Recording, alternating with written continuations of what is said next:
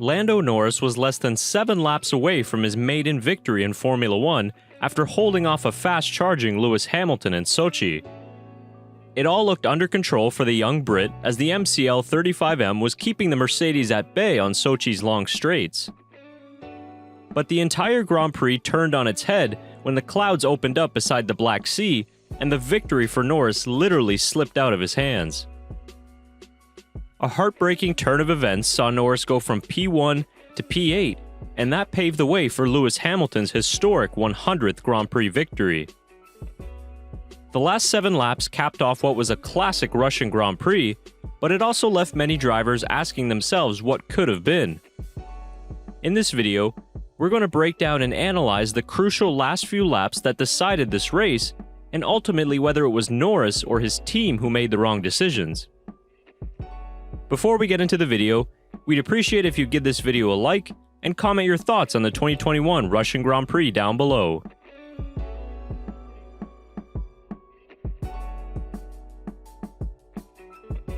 Before we decide on who made the wrong decisions, let's break down the communications between driver and race engineer during the few laps when the rain began to fall.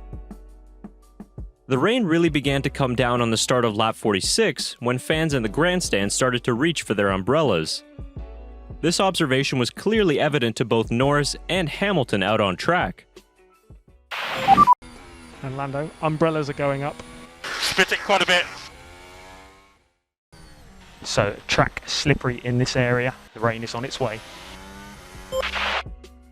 The conditions quickly worsened as on the next lap, Norris ran wide at turn 5 as sector 2 was most affected by the incoming rain. Now the difference between McLaren and Mercedes in terms of information being given to their drivers really starts here on lap 48 as Hamilton is warned of increasing rain intensity. Rain intensity is increasing, so it's wet at the far end of the circuit. While over at McLaren, despite running wide at turn 7 and 8, Norris is not given much info as to the incoming conditions. I need blue flags! Yep, we're on it, we're on it. You should have blue flags. DRS has been disabled, DRS disabled. Despite being told DRS is disabled, Norris is given no further updates as he finishes lap 48 by his race engineer. On the flip side, Peter Bonington is giving Hamilton much more information on current conditions, and this is where Mercedes makes the call to bring Lewis in. We are ready in the box if you need us. It's pretty slippery, but it's not raining much. And box for inters.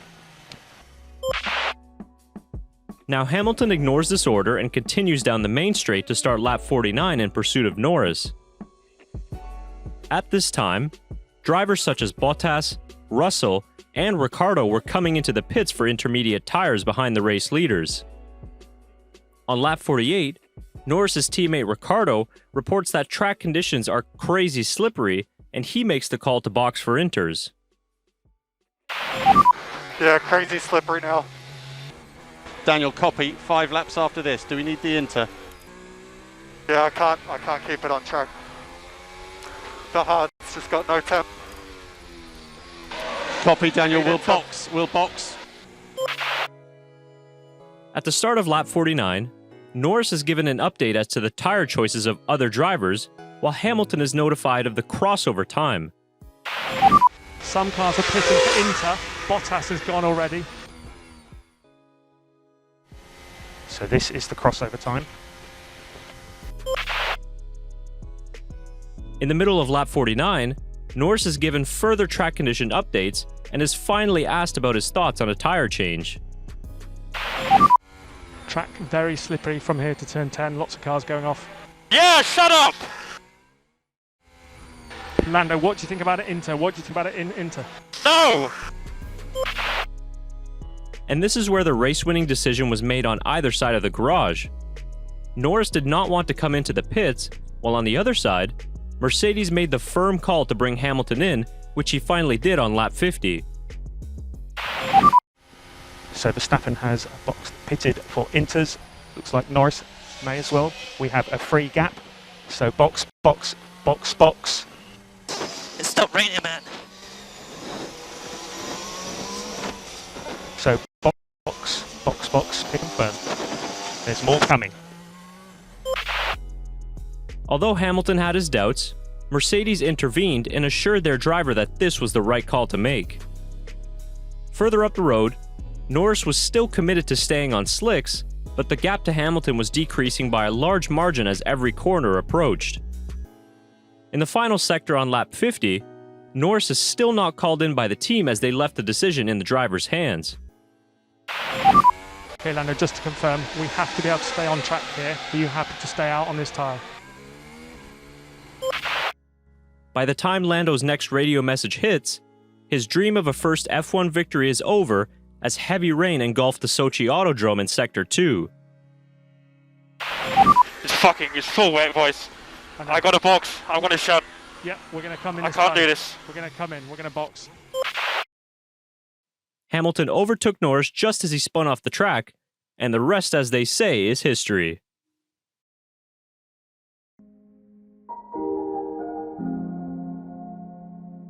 The goal of this video is not to assign blame to one person or the other, but more to analyze what went wrong in the cockpit and on the pit wall. As the old saying goes, you win together and you lose together, and this will be a good learning experience for both Norris and McLaren. Going through both Hamilton and Norris's team radios, Hamilton was provided with more crucial information by his race engineer than Norris was. The big key in Lewis's victory was that the Mercedes strategist overruled the driver's instincts and called him in for intermediate tires.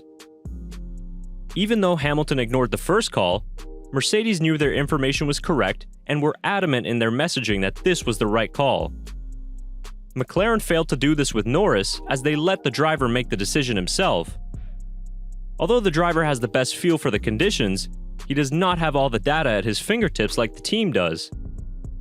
Even with Hamilton's 100 race victories and 7 world titles, Mercedes stepped up as a team and made the executive decision to stop. It's clear that both driver and team are to take the blame in this lost victory, but McLaren could have done more to help their young driver, who only led his first laps in F1 just a few weeks ago. Post-race, McLaren's team principal Andrea Seidel recognized that they didn't do enough to get the win at the end of the day, saying, quote, "Lando, with the information from us and what he was feeling on the track, he felt good staying out there on the slicks, and in the end, we didn't overrule him as a team. That is something we need to look into, to see what we could have done better. Of course, in hindsight, it was the wrong decision that we made as a team. But we win together, we lose together. The important thing is to learn from it, to analyze it, and then move on." Norris was clearly frustrated and devastated with the race result, but did stand by his team post-race saying, quote, "It rained a lot more than I got told or that they knew, and if they knew they didn't tell me to box. But this is something we will talk through. We did what we thought was best at the time, and I can't fault them for that. I've got to stand by their decision and my decision, and we'll review it." Now, in defense of McLaren and Norris, as the lead car you're always in a tough position being the first to arrive at wet parts of the track, and you don't have the luxury of reacting to what your rival does ahead of you. The disappointment from Norris will certainly overshadow what was another terrific weekend for McLaren.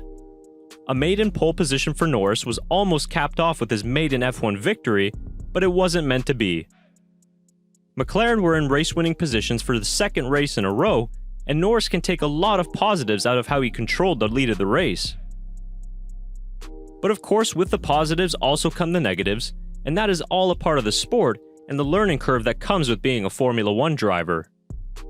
Norris will have to wait a little longer for his elusive first F1 victory, but with the way this season has gone, he might not have to wait all that long to get it.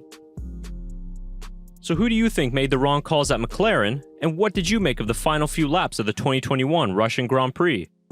Be sure to comment your thoughts down below, and if you enjoyed this breakdown, remember to subscribe to our channel and leave this video a like. Thanks for watching, and we'll see you later in the week for our Russian Grand Prix recap podcast.